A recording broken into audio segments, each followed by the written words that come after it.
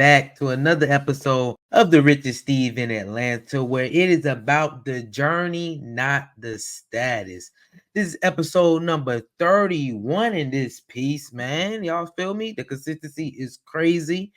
We back at y'all with this episode. It's gonna be a nice quick episode. As y'all see, it is dark outside, so I'm recording this a little later. I can't do live because my Wi-Fi here in the hotel just isn't the best, but I want to make sure that I'm putting out some good quality for y'all.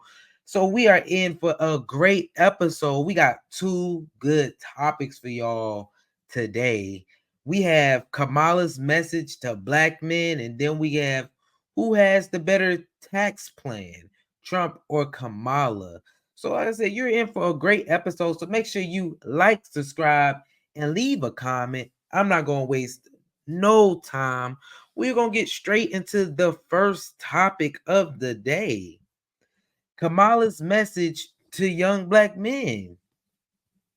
Kamala was just on she did an interview with the National Association for Black Journalists. Y'all know Trump was on there earlier and the girl was being rude to him and all that stuff. But Kamala, she got on here and they asked her a couple questions. And one question that stood out to me was the dude asked her straight up, young black men they're saying they're gonna vote for Trump because of his economic plan.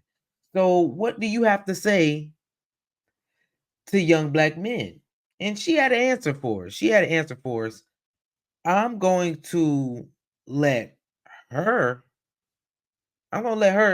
tell you herself what she has to say, and we're gonna review that thing. Let's go ahead and get straight into it. We ain't gonna waste no time. Let's get it. Tax credit. Madam Vice President, Black men, as you know, are a closely watched voting bloc. You've hosted Black men at your residence. Yep. You have engaged Black men and centered them in your economic opportunity tour. But polling shows that some Black men, particularly young Black men, are considering voting for Donald Trump, and they see him as better for the economy. What is your message to young Black male voters who feel left out of this economy, and how can your economic policies materially change their lives?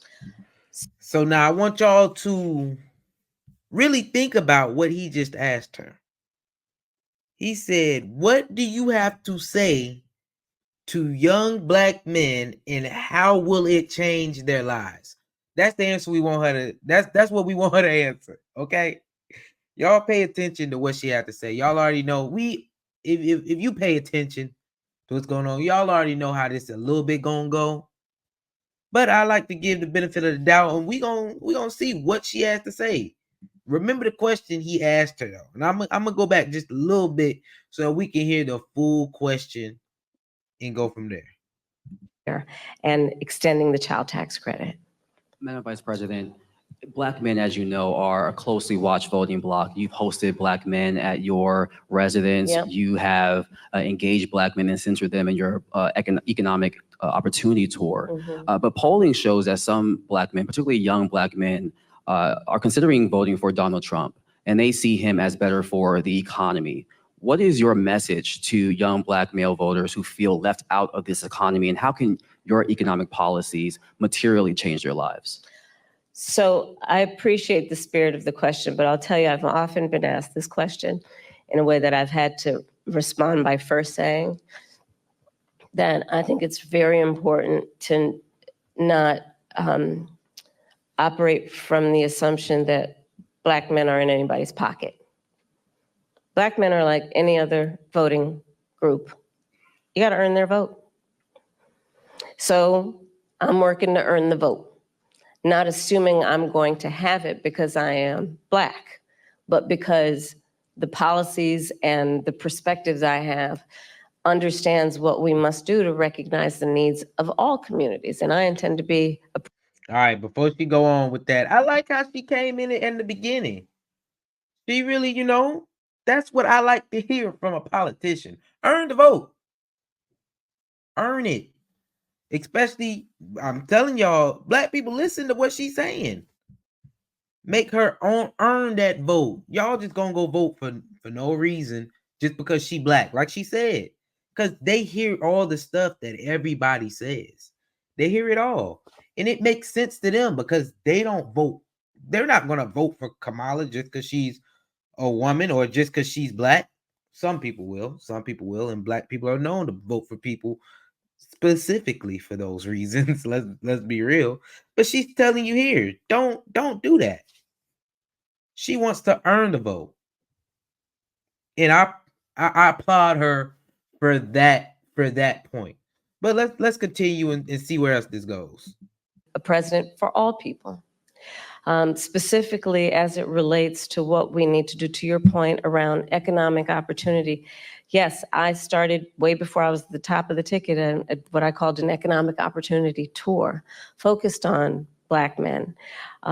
Understanding that, for example, we have so many entrepreneurs in the community who do not have access to capital, but they've got great ideas, an incredible work ethic, the ambition, the aspiration, the dream, but don't have the relationships necessarily. So my work has included, as vice president, getting billions more dollars into community banks, including working with the big banks to do that, so that we can increase access to capital for our small businesses, for our startups. Part of my plan under my economic opportunity plan going forward is that right now, startup entrepreneurs, small businesses only get a tax deduction of $5,000. Nobody can start a small business with $5,000. So I'm expanding that to $50,000.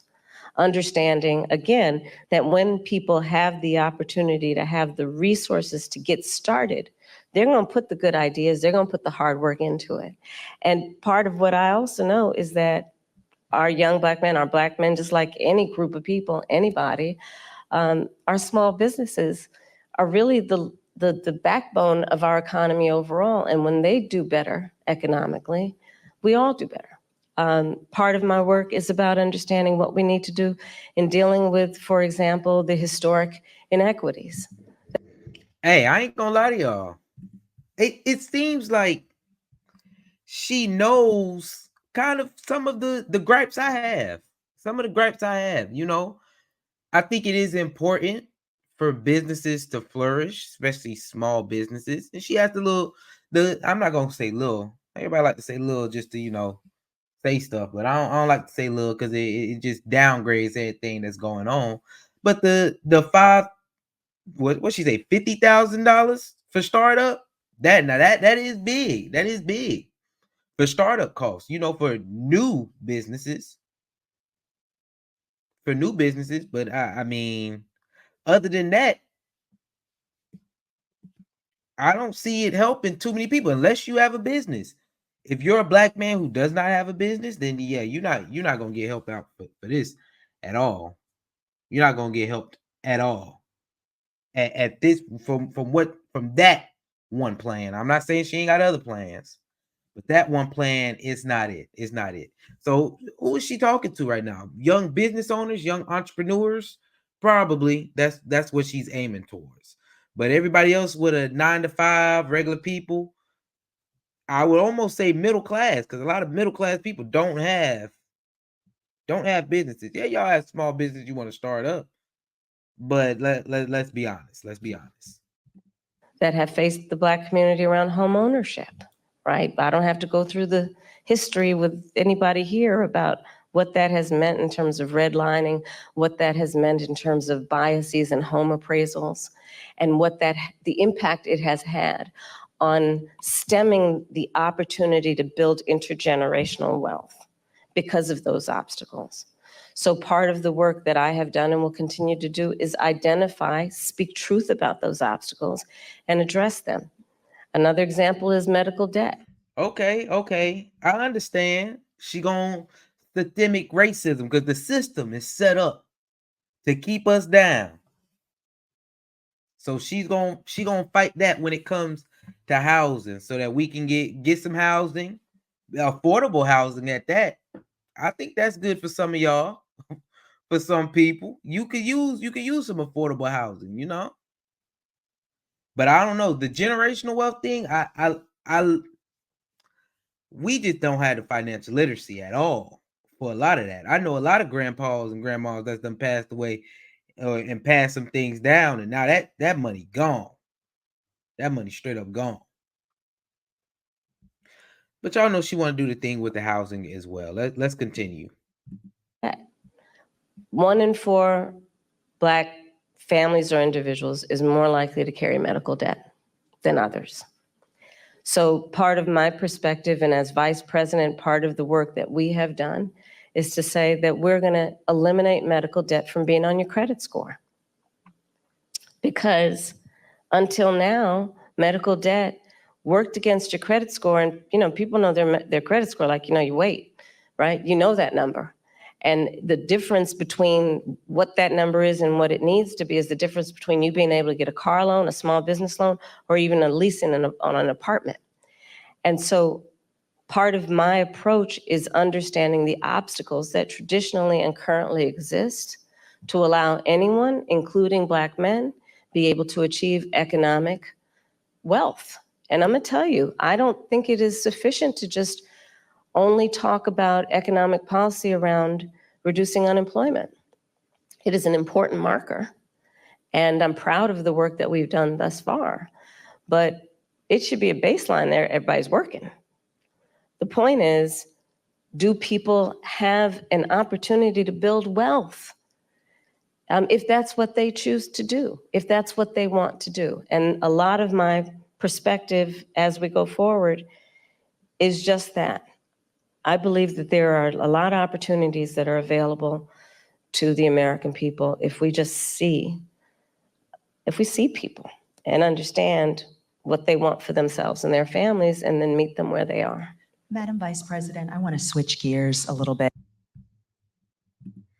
All right, y'all. Now that that's done. Now that that's done. Honestly, I ain't get nothing from that. I'm not gonna lie to y'all. I did not get nothing from that. I don't care what y'all say. I don't feel like she just straight up answered the question, how my life's gonna get better. She did not answer the question. I tried to be, I try to be in the middle. I try to, she say some good things, yes. But in reality, I feel like it's just a whole bunch of not gonna help nobody except the people who want to be dependent on the government. That's how I feel. I feel like we still gonna have high daily expenses. You feel me? You still gonna have first off, some of y'all don't need homes. Y'all can't afford it anyway. You living paycheck to paycheck, you don't need that anyway.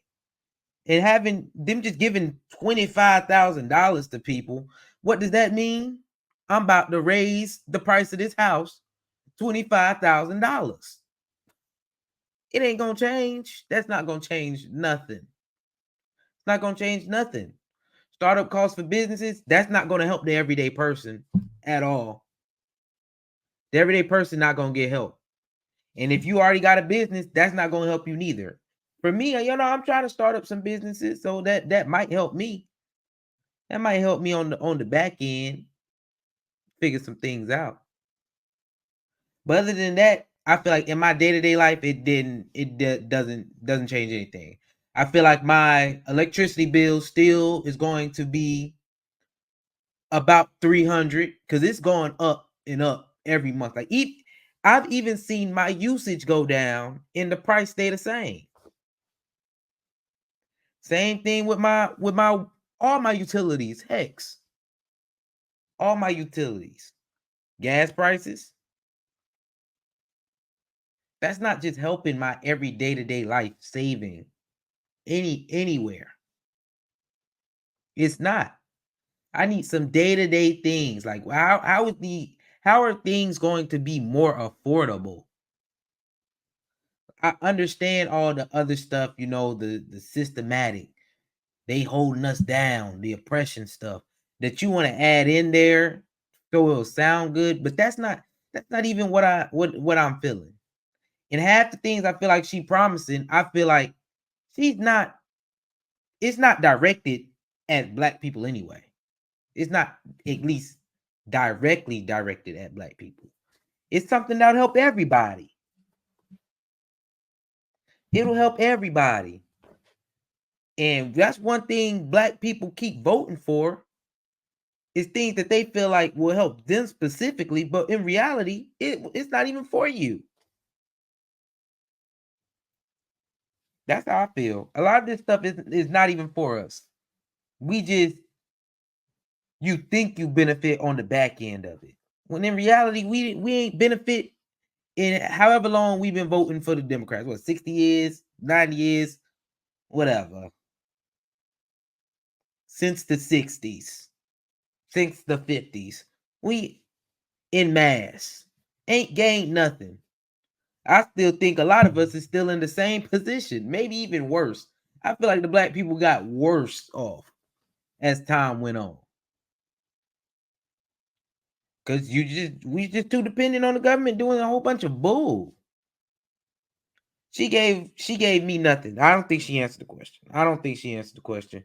My day-to-day life, how is my daily life gonna change? How will my daily life be affected? It won't be. Probably get a little, taxes will probably get a little higher. I'm gonna have to figure out a business or something. That's what I'm gonna have to do. Figure out a business. At least I'm in that stage where I'm like, I need to figure out a business. Because if not, yeah, I would probably totally get nothing from that. But yeah, I watched the whole interview. Y'all know how she does. She doesn't really answer a lot of questions, just gives a lot around the question. And they let her off with, oh yeah, that's it right there. That's it right there. Hey, if that's what you want, that's what you get. That's what you want. That's what you're gonna get. Like I said, I'm not spending too much time on this show. Not spending too much time on that at all. So hey, make sure y'all like, subscribe, and leave a comment. Let me know how you feel about the interview. Do you think she was speaking to black men specifically? You know, did you get anything from that? Y'all let me know. Y'all let me know how you feel. Let me know how you feel. As we go ahead and move on into our next topic of the day, who has a better tax plan? Y'all, of course, y'all know how that go. Y'all know how that go. Y'all know how it go. You on YouTube, ran into Melanin Money. Hey, Melanin Money, they do some good stuff, but they're talking about who has the best tax plan, Donald Trump or Kamala. So they're going to have to go over the whole tax plan. This is what we really want to do. We want to stop paying the government to pay for y'all, to pay for the people who you know, they want to get taken care of. The people who that's exactly what I'm gonna say. The people who want to get taken care of. We trying to stop paying the government for doing that. Now, if you really need it, I understand. I'll help you if you really need it. But a lot of y'all don't even want to help yourself. So I don't want to help you. That's why I stand at that. But no, who has the better tax plan? Y'all seen it already. Let's go ahead and get right on into it.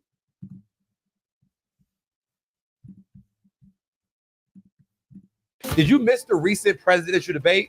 If so, you missed some serious fireworks over taxes that could change the economy forever. We're talking about thousands of dollars here. What if I told you that one of the candidates wants to put a $6,000 check in your pocket for having kids, while another candidate wants to cut the corporate tax rate from 21% down to 15%, putting millions of dollars back in business owners' pocket? Well, if you missed out on a debate, then you came to the right place. Today, we're going to be talking about everything that you missed tax-wise and how these new tax policies can impact your life and impact your wallet. All that plus. Okay. We got a lot there already. Somebody giving $6,000 in kids. I don't want none of them. I don't want nothing to do with that. While another one trying to get straight up tax breaks to all the folks that make the money. Oh, heck, y'all. Come on. Plus more coming up in today's episode. Without further ado, let's get right into it. So tax policy change number one is the battle over the child tax credit. During the debate, both candidates came out swinging with their plans for the future child tax credit. Kamala Harris said she wants to increase the child tax credit from $2,000, where it is today, to $3,600 per child for children under 6 and $3,000 per child for children over 6. Part number two absolutely blew my mind. She also wants to add an extra $2,400 tax credit for newborns in their first year. This means that if you were to have a new child, you would get a $3,600 tax credit plus a $2,400 tax credit, accumulating to a total of $6,000 for a newborn child. That is absolutely crazy. And what if I told you it gets better? Not only will you get $6,000 tax credit for newborn children, she wants to make the tax credit 100% refundable. Refundable tax credits mean that even if you have a $0 tax bill, you can get that $6,000 in a check in your pocket. So even if you had to pay no taxes, no tax bill, but you had a child, that $6,000 will come directly into your pocket. So imagine having twins. You hear me? Imagine having twins. You could be getting a $12,000 check deposited in your bank account. This is the largest child tax credit we've ever seen in history. If this was to get passed, this would be absolutely crazy. Now, Trump did have something to say in regards to the child tax credit. He said he wants to increase the child tax credit from $2,000 just to a flat $5,000 per child. However, he didn't mention if the credit will be refundable or not. So although the credit will increase, it wouldn't increase to as much as Kamala Harris wants to increase it, and he didn't mention anything about making it refundable. He did mention that he would make the individual tax cuts from his 2017 law permanent, which did come with a lot of tax credits and deductions that can help middle income and low income households. So who won when it comes to the child tax credit? I'll let you decide. Okay. This is not a my opinion episode. I'm gonna tell you who won. Let me stop, y'all. I don't give a flying flip flop on earth who wins the child tax credit award. Why? I don't plan on having kids in this election. I will not be voting off of the child tax law for nobody. I don't care. I'm not voting for that. You go spend your vote for that, not me. Now, I'm not doing it. So it don't matter. He could give 50,000, she could give 100,000. I might have a kid then. I might. Hold on, y'all. I had to hear what I said. I had to listen to what I said. I would have a kid then. But yeah, I'm not planning on having no kid, especially not for no tax break. A kid way more expensive than a tax break. I know some of y'all love having kids so that when you get your little taxes back, you like, oh yeah, I'm getting off because my kid. Ain't even gonna go spend the money on your kid. You gonna go spend it on yourself. Should be ashamed in yourself. That's why you voting for this, so that you can get $6,000 back and spend on yourself. Not take care of your kids. Should be ashamed in yourself.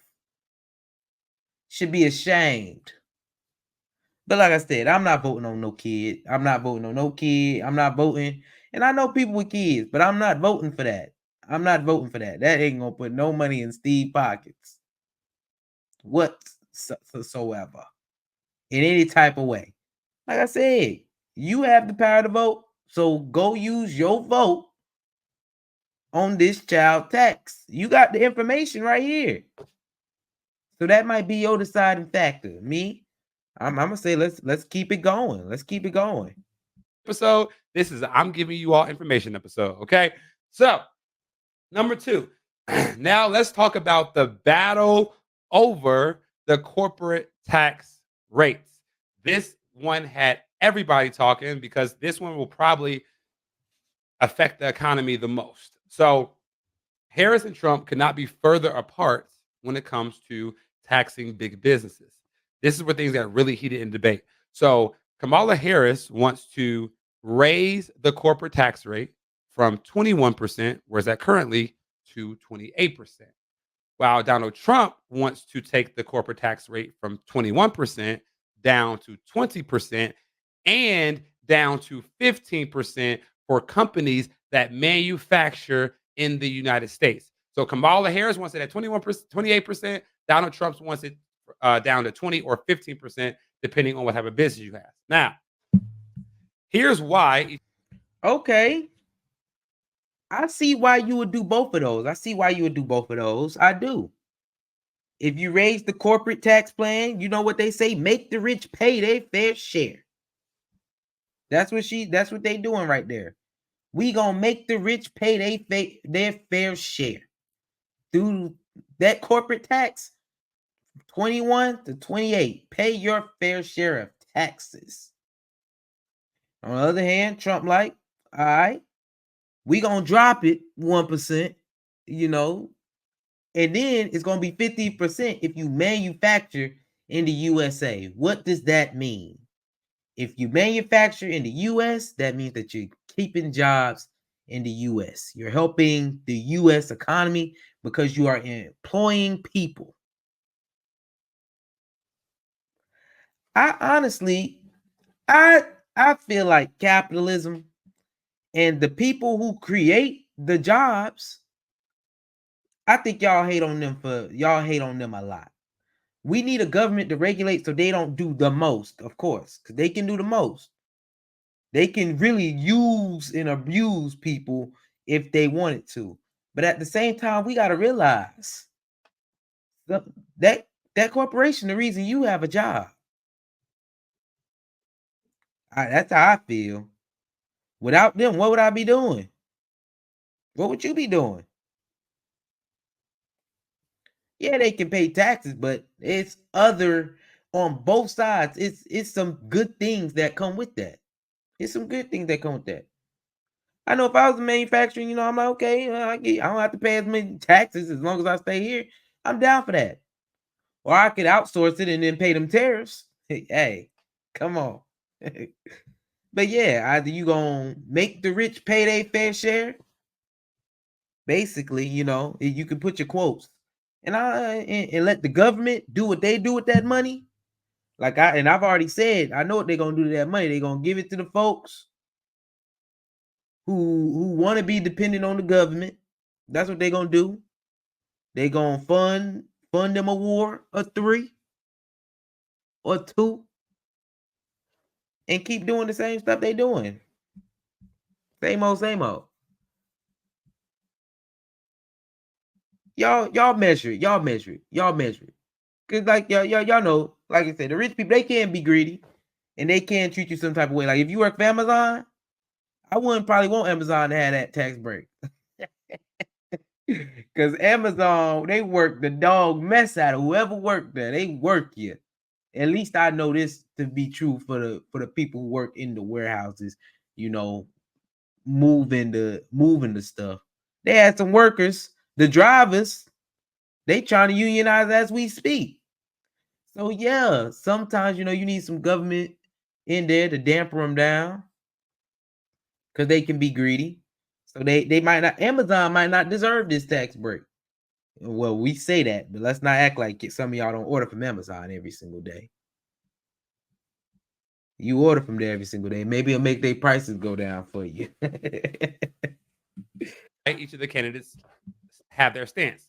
Kamala Harris says that her plan of increasing rates from 21% to 28% could generate nearly $5 trillion in additional revenue for the government over the next 10 years.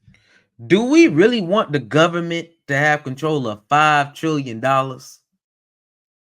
What are they going to do with that? They already suck at a budget as it is.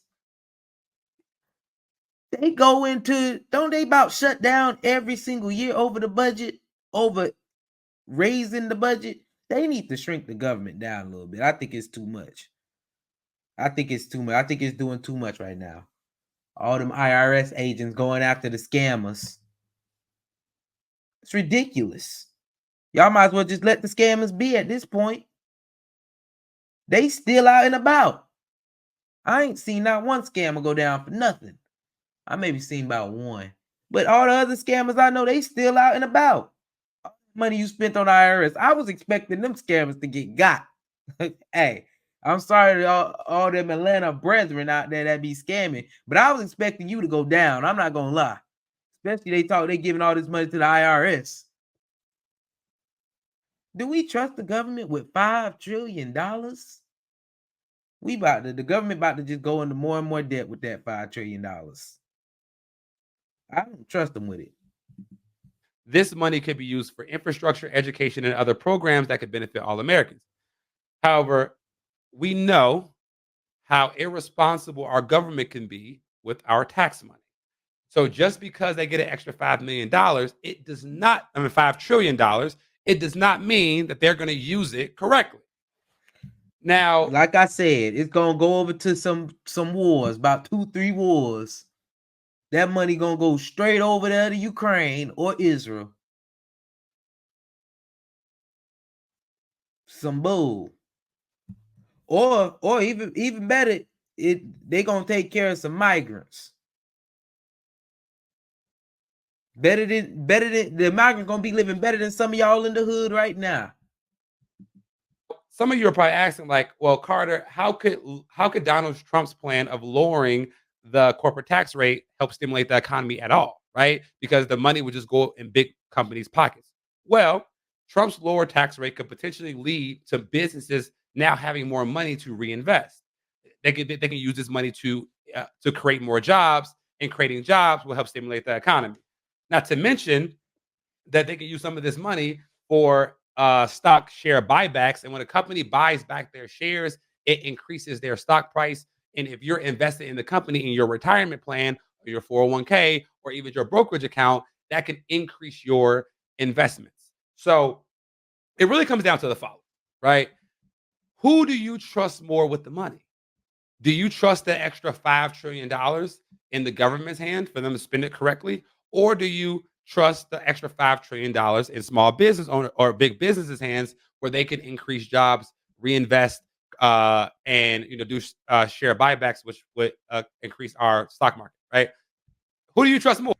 Yeah, he making it real hard to pick there, sir.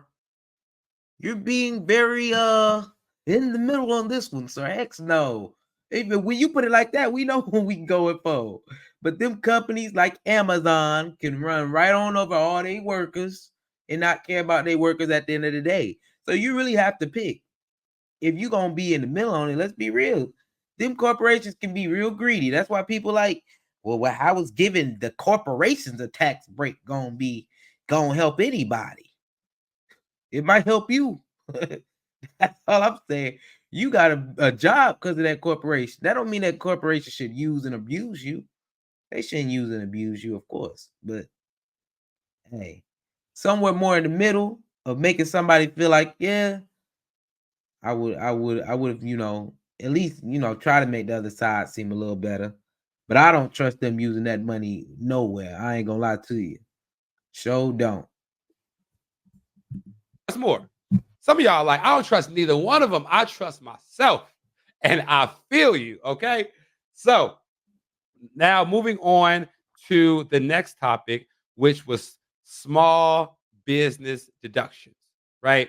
And this is really huge because this is probably what's going to affect most of you all that listen to our channel, right? Being a small business owner, how will these new tax policies affect me and my tax bill as a small business owner? What's up, family? Are you ready to make more in 2024? I'm talking make more money, pay less taxes, and get access to more capital. If so, I want you to join our 100% free masterclass where we're going to be teaching you all of these strategies so you can keep more money in your pocket and you can make this masterclass. Let's start with Kamala Harris. She wants to increase the startup tax deductions for small businesses from $5,000 to $50,000, which could be really huge, but like, what does it actually mean? Because I see a lot of people getting confused. They're like, well, you mean to tell me that small businesses are going to get a $50,000 check, or that she's trying to give us a $50,000 tax credit? No, that's not what this means. Let me break it down. So currently, when you start a new business, you get to write off up to $5,000 of startup costs that it costs you to start up your business. The problem with that is when the SBA did a study, they found that the average small business startup cost to really get a business off the ground is $40,000. So right now there is a $35,000 discrepancy. So if you start a business and you spend $40,000 of startup costs, currently what happens is you get to write off $5,000 in this year, and the other $35,000 will get amortized over the next 15 years, which means you get to take a piece every year for the next 15 years until it runs out. That can cause a problem because a lot of small business owners want to take their deductions the same year. So with Kamala Harris's plan, you'll be able to write off $50,000 of startup costs, which would be more realistic for people that want to start a small business. And this could increase the amount of small businesses in the United States, which would obviously increase jobs and things like that. So I think that's the best thing that Kamala done put out so far. Or period. That's the best thing that I'm like, okay, I might can rock with that. Now I just gotta start a business and run that checkup so that I get the whole thing. Get that whole thing. I want the whole 50,000. Sure do. I might as well invest the whole 50,000 if I'm gonna get it back in startup costs. Yeah. Sure will. Let's do this thing right. I remember in what was that, 2020, when I was selling candles, y'all. I actually got that because I seen what the businesses was doing. I was like, oh, these businesses they balling out here. I need to get me a small business or something. I started making them candles, y'all. Them candles started whooping my butt. I got right on out of that business quick. I got right on out of that business quick. So when I start this next business, y'all already know I'm not doing nothing like making candles. Sure won't. Nothing that take that much time because that was ridiculous. That show was ridiculous. I thought I was gonna be like them, like all them entrepreneurs that was out eating and stuff, and they was like, "Oh, this is a tax write-off." I thought I was gonna be one of them. Nah, buddy. I was in that over that stove sweating like, "Oh, snap, I can't keep up with all these orders." I said, "Oh yeah, we gonna go on and dead this right now." I will not be spending no 50,000 to start up that candle business again. I can promise y'all that. that is Kamala Harris's plan, and I think that actually could be helpful for a lot of business owners. Now, Trump's plan is a little bit different, and his plan is to renew most of the small business deductions from his 2017 Tax Cuts and Job Act. And for as many of you know, the 2017 Tax Cuts and Job Act created some major, and I mean major deductions for small business owners. It changed the game for us from 100% bonus depreciation on equipment to introducing the QBI deduction, which gave small business owners a immediate 20% tax deduction on their qualified business income. That was huge. So basically, with the QBI deduction, if your business made $100,000, you will get a $20,000 write-off off the top, right? Which was just dramatic for business owners. Now, the problem is the QBI deduction is going to be phased out by the end of 2025, right? And as you all know, that the bonus depreciation is already phasing out year over year. It used to be 100%. In 2023, it was 80%. In 2024, it's 60%. In 2025, it's going to be 40%. In 2026, it's going to be 20%. In 2027, it's going to be completely phased out. So Trump said if he's elected back in office, he's going to renew all of these major tax breaks from his 2017 Tax Cuts and Jobs Act. And he also wants to allow small businesses to immediately deduct their expenses on research and development. So that Now I know y'all just heard how he big up them Trump tax cuts. Y'all, that like I was saying before, the tax Trump cuts was why I was like, bro, I gotta get me a business. Cause all I did was see these folks out here balling with it. Not that they were balling with it, you know, just to do it, but they were doing some stuff with it. Like they were being successful with it. It made their business, it made business look fun the way they was doing it. Oh yeah, that's the way I want to go. I need to own me a business. I need to get into doing some of that. Get them real tax cuts. Because we all got tax cuts from that. You know, everybody really got a tax cut. All the tax rates were lowered. So that's a plus. Anyway, but that when I seen these business owners, black business owners at that, that's what I'm into. Talking about the tax cuts they getting and the tax plays they running, and you got to get you a business so you can get into this game and that game and do this with it and do that with it. I was like, oh man, I got to get me a business. And I know exactly what I'm gonna do. I'm gonna make candles. Started whipping up them candles. I couldn't keep up. I said, I'm out of here. I said, hey, I tried. This candle making business, that's a little too much. It's a little too much. I'm gonna have to tell y'all the full story on that one day. But yeah, that's the real reason that I even wanted to be an entrepreneur. Seeing what was going on during Trump's tax cuts, I said, boy, these folks know what they doing. They making plays. They got whole playbooks to run. This is hot. This is what I need to get into. And y'all can already tell how he was describing it. I don't care what he said. He's talking about he's being in the middle. You ain't in the middle, sir. You sure ain't. You big up in one side and stay in one side, okay. That is the tax policies for small business owners. I think these could be huge for all of us. Now, let's finish off with the last major policy that I saw. And this is shocking because this was the only thing that they agreed on. Okay? And what they agreed on was no taxes on tips for our workers in the hospitality space, bartenders, whatever. So they agreed on no taxes for tips. So, bro, y'all got to think about how crazy no tax on tips is. Y'all have to think how crazy this is. I'm talking about how many people are honestly going to boss up from this thing. I can see it right now, bro. Barbers are about to boss up from this. Bottle girls, y'all about to boss up from this.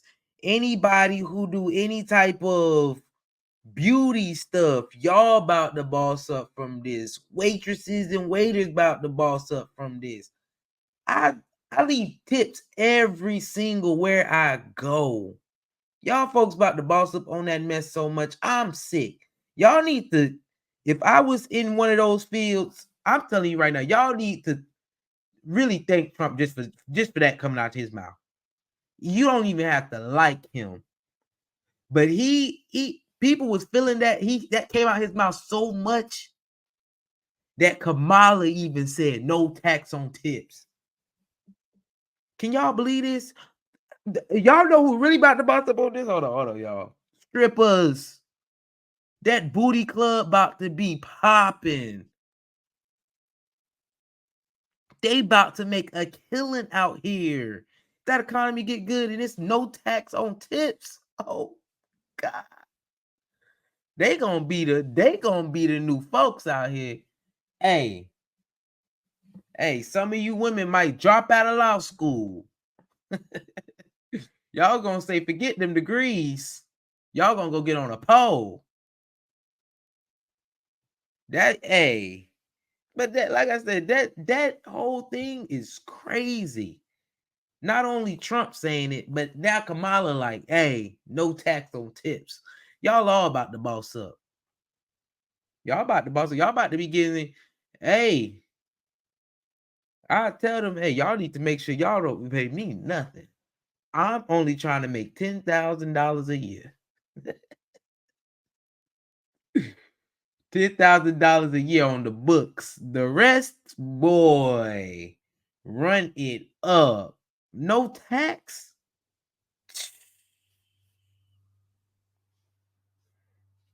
I know the bottle girl's about to be going crazy. I ain't gonna lie though. I ain't gonna lie. If it ain't no tax on tips, y'all bottle girls better do better. Cause that tip that I give you worth even more. Ain't gonna be no more just standing there with the liquor bottle doing all this. This all y'all do right here. Let me see. Let me get this right. Let me get this right. Ain't gonna be no more just doing this. Nah. You can't come out there with just no signs. I need to see some booty shaking. I'm just saying, y'all gotta do a little bit more. Not that I don't got a girl or nothing, but y'all need to work harder for that tip that you get in bottle girls specifically. Bottle girls suck these days. I remember I used to go out to the club when sections just started popping. They probably always been popping, but when I just first went out, them bottle girls used to come out there throwing straight booty. I'm talking about, you used to have your one on the side. That's all she was there for. Of course, one of them holding it, but the other ones, they wham, wham. I said, oh yeah, I'm about to give her this tip. Nowadays, all they want to do is come out and all of them just do this with the little dude in the back holding the sign. I'd be like, boy, you don't get on somewhere with that. You might as well not even walk out in with the little entourage. All I'm getting is a little sparkler. You need to make it worth my while now, bottle girls. Y'all getting these tax off. You getting them tax off, y'all better make it worth the while. Show better. Show better. Come on, y'all. I'm about to stop fooling. Go ahead and finish this video right on now.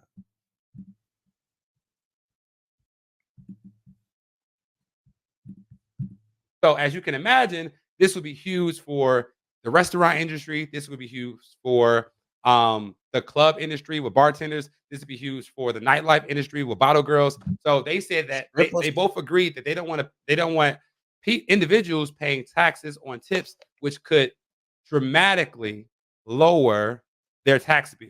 So I can see some servers and bartenders perking up, because before you get too excited, remember, we don't have full details on this. They could say that it's not taxed up to a certain income limit, but I think they both agreed on no taxes on tips. Now, no, there are a lot more policies that they discussed during the debate. I just wanted to talk about the highlights. Now, I'm curious to know, which of these do you think?